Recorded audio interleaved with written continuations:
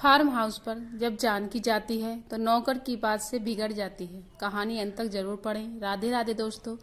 कहानी अच्छी लगे तो लाइक शेयर और चैनल को सब्सक्राइब करना। मेरा नाम जानकी है। मेरी शादी एक बड़े घर में हुई है। मेरे पति राजू की फैमिली का अच्छा बिजनेस है। राजू एक लौते हैं। सास ससुर में और राजू में हम 4 लोगों का ही परिवार है। राजू और पापा जी सारा बिजनेस संभालते हैं, इसलिए काम से वापस आने का कोई समय नहीं होता है। राजू अब एक नया काम शुरू करने वाले हैं नई जगह पर। वहां पर हमारा एक फार्म हाउस भी है, इसलिए हम दोनों कुछ दिन वहीं जाकर रहेंगे। फार्म हाउस में समय बिताने के साथ राजू अपना काम भी करते रहेंगे। सुबह जल्दी ही हम लोग फार्म हाउस में पहुंच गए। फार्म हाउस की देखरेख के लिए एक नौकर था। वो वहीं पास एक रूम में रहता था। हम जैसे ही पहुंचे, दूर से किशोर दौड़ता आया हमारी कार के पास। आकर उसने ही कार का दरवाजा खोला। नमस्ते मालकिन, हंसते हुए मुझसे बोला।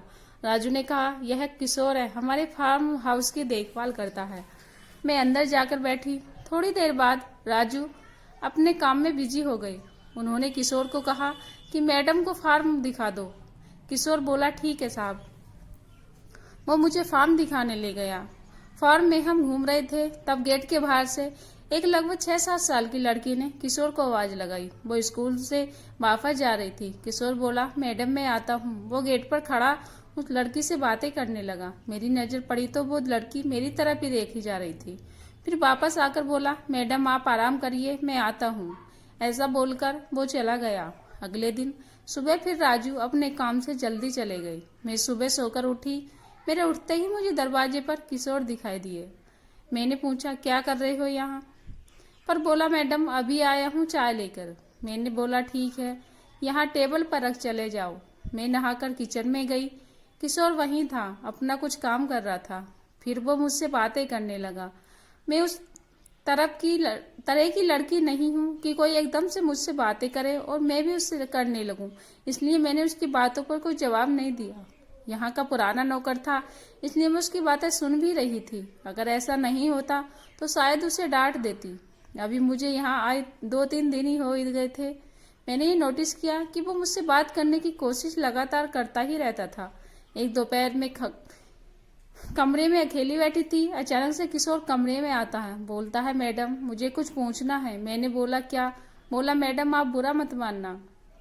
मैंने बोला, पूछो। बोला, मैडम मैं आपकी एक फोटो ले सकता हूँ। मेरे मुंह से निकला, क्या? बाहर निकलो अभी कमरे से। किशोर बोला, मैडम आप गलत मत समझ रहे हैं, मेरी बात तो सुनिए। मुझे पता नहीं क्यों गुस्सा आ गया। मैंने बोला, बाहर निकलो या अभी तुम्हारे साहब को फोन करूं। इतना बड़ा घर और मेरे लिए तो अनजान ही था। ऊपर से वो इस तरह की बातें कर रहा था। मुझे कुछ अजीब लगा।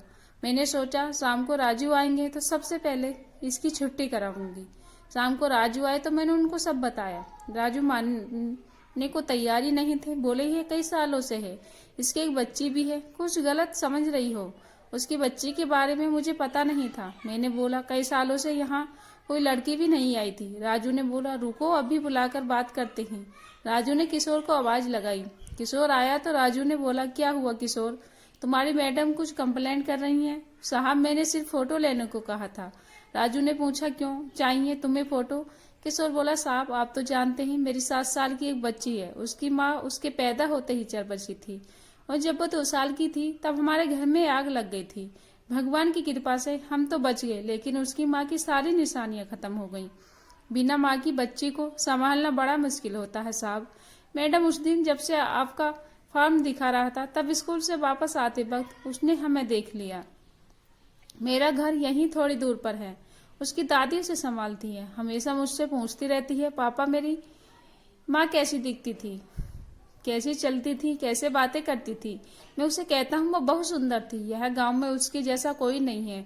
हमको जब देखा उस दिन तो उसने यही पूछा, क्या पापा मम्मी ऐसी थी? पैदा होते ही मर गई और बाप मुझे ऐसा मिला।